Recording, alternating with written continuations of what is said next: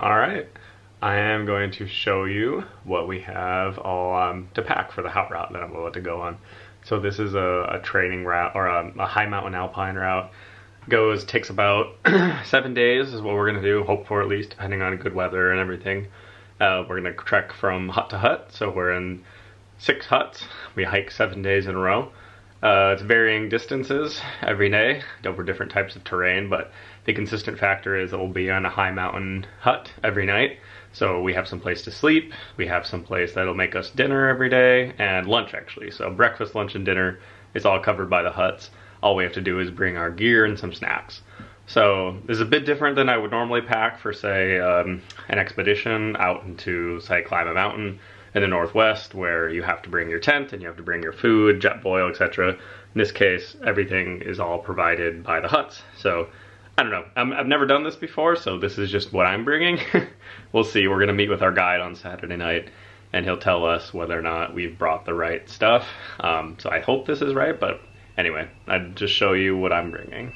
Alright, so starting with a lot of the basics. This is just my toiletries, so I have my glasses, I have a Febreze, some deodorant, sunscreen, toothbrush, contact solution, all the basic things that you need. I've also got like a few basic first aid things like moleskins and a pair of scissors, and this blood clotting tool that I have. The guide is bringing a lot of the first aid stuff, so I don't need to bring as much. He only said to bring Advil and moleskin, but I thought I'd just bring that anyway. It's nice and lightweight. This is like my specialty drink pouch, so I have these immunity pouches that I've been taking ever since coronavirus started. We take one a day. It's high in vitamin C and zinc in particular that I like, and the idea is that I'm going to take one of these every day to keep my immune system strong while I am out in the cold and really punishing my body. I also have this recovery powder that I like to drink after a workout. It helps my muscles recover and hopefully keeps me strong. Then I've got some vitamins and some Advil, and then also this electrolyte beverage, like a Gatorade essentially. And also I got my Michigan State playing cards. We're gonna have a lot of time just to sit in the huts and play games, so bringing some deck of cards. They did say normally, in a normal environment, they would have games in the huts for us, but due to COVID, they've taken the games away, so I'm bringing a deck of cards. So these are my crampons. So they're these ones I like because they fit right to my boot. So it's got this, what I like about these crampons is that it has this attachment at the back. So what that does is it allows it to be securely fitted to the back heel of my boot. Some crampons don't have that, they're just strapped on, but I like this, so it gives a nice secure lock on my boot, so that I know that I'm going to be secure on a glacier. It's very important. So that's that. This is my camp gear, and so this is this is my sleeping bag. So it's not actually a sleeping bag. They call this like a hut sack, Haute sack, what it's called. So this unfolds pretty well like that, and this basically just gives me something really lightweight just to wear underneath. So at the huts, they're supposed to be giving us a sleeping, like a comforter and that sort of thing. And so this is just to kind of wear as a base layer, a base sheet underneath it. Got my trusty ice axe, so I've got some covers for the pointy bits. This of course will come in handy. I'll be carrying this the entire way. It's a couple survival things that I don't know that I'm actually going to bring. Like this is a survival bag, so this is if you get stuck for some reason, you break a leg or something like that and have to stay up high, a storm comes in, this is a way to help you keep warm. It's really lightweight, it's just something you put over yourself to protect you. The guide said he's bringing something like this, so I don't know that I'll actually bring it, but I'm going to bring it to Chamonix and see. And then this is just another little survival tool that can be used for a variety of different applications. Again, I don't know that I'll actually bring it, but I'm going to bring it to Chamonix and ask the guide if he thinks it'd be useful to have. I've got a solar charger. There's the intel I have is that we're not going to have any access to cell phone service, so this is a way to keep my equipment charged. Comes in handy. Helmet and a headlamp, and then also importantly for me, I always carry an extra set of batteries. Very important. You don't want to wake up for an alpine start and find out that you don't have any batteries. Water. I'm bringing a Camelback with this insulated tube. It doesn't always work. The guide actually recommended against this, but I just drink so much water, and this is so important to me to be able to be constantly hydrating that I'm just going to try and make it work.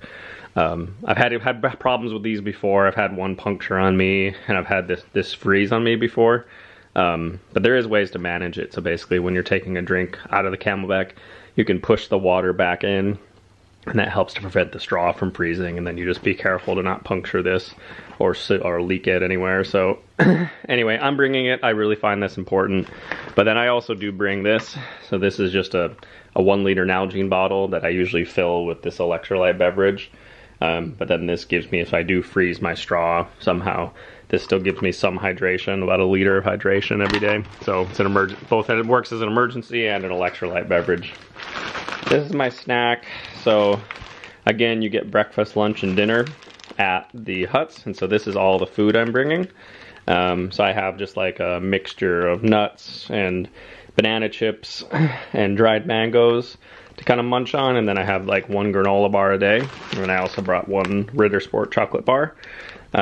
So yeah, this is basically just trail snacks. So this is one of the big differences between normal camping and a hut trip, is that that's all the food I have to take. Normally it'd be much more.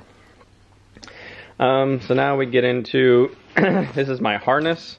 So I'm not going to open up this entirely. It's a very lightweight harness. It's not like a typical rock climbing. Just kind of give you a little sense of it. It's very lightweight and thin.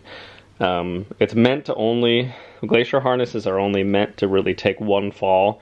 They're not meant to, like a rock climbing harness, that are meant to be sit in for long periods of time.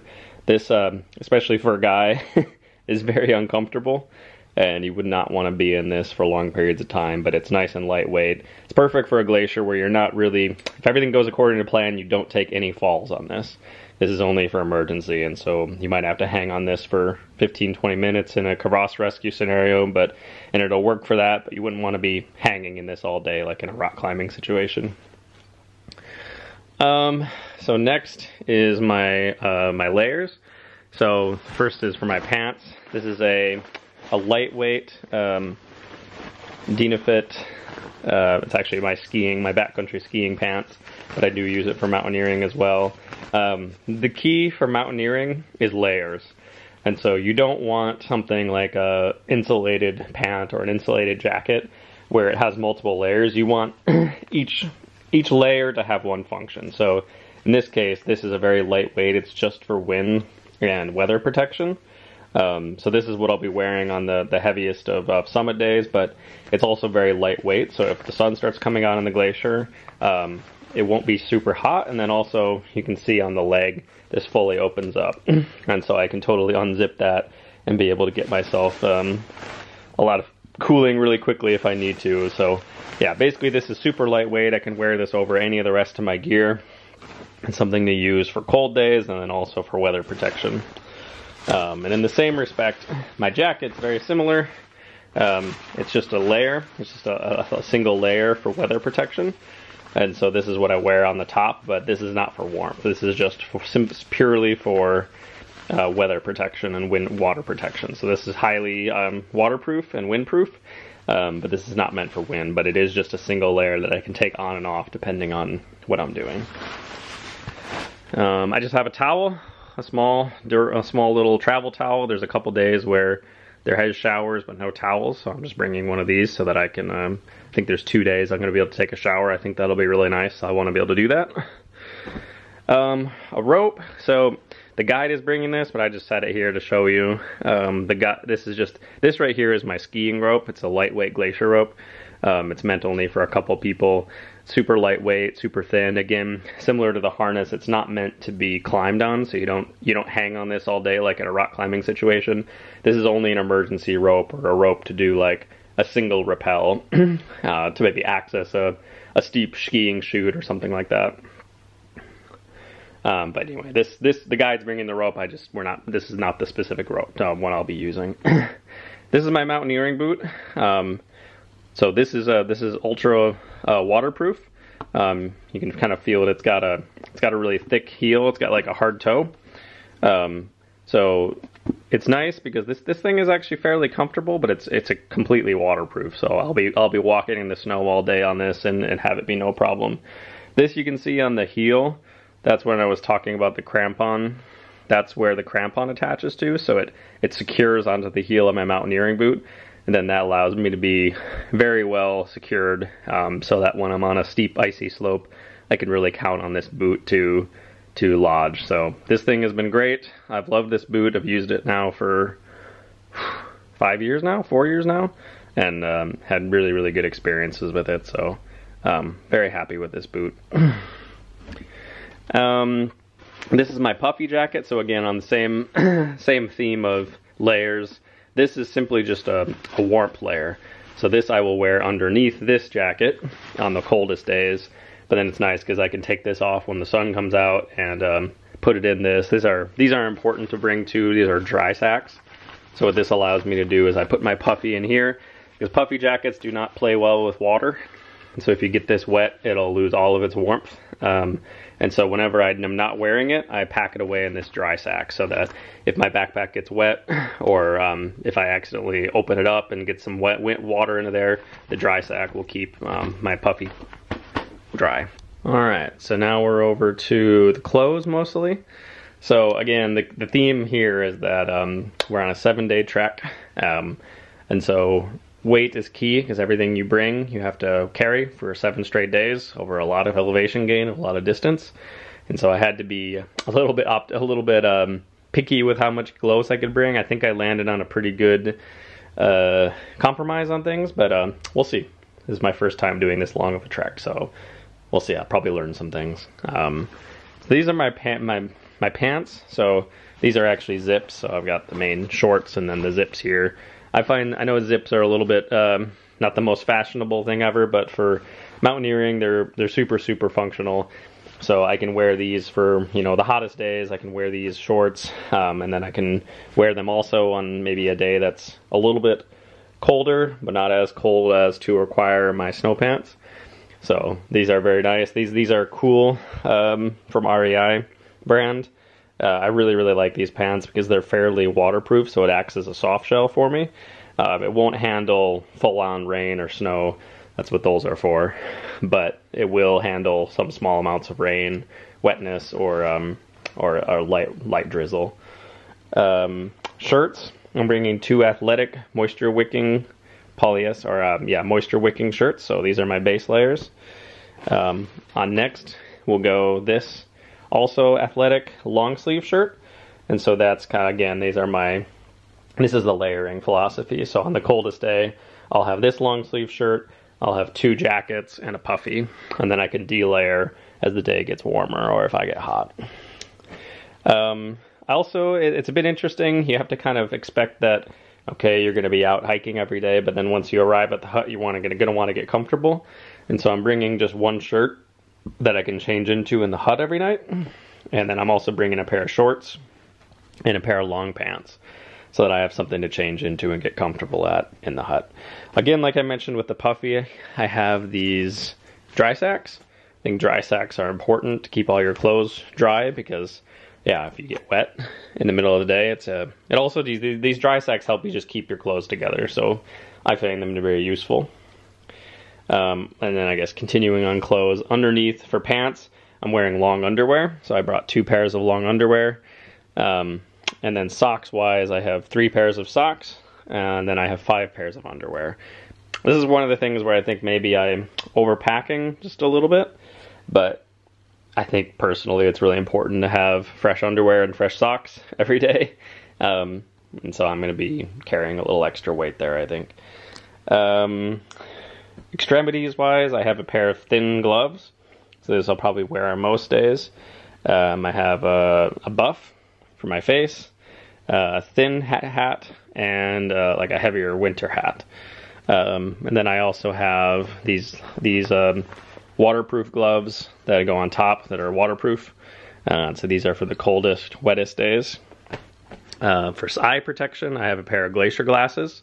So these have a couple functions. They're got the side protection so that sun can't come in at the side, and then they're also able to see in both really dark or really bright and also in the shade, which is important when you're on a glacier because you even if it's cloudy on a glacier, you can still get your eyes burned really bad, so you want to be wearing your pair of glasses pretty much all day. So that's pretty much everything that's going to go into my bag. I also just have a bag that I'm packing with just clothes for when I'm in Chamonix, swimming suit to go swimming and sit in a hot tub when we're done with our trek. Some extra sunscreen, some extra socks, shirts, etc. Just things to wear when I'm all done with the trek. But beyond that, this is everything.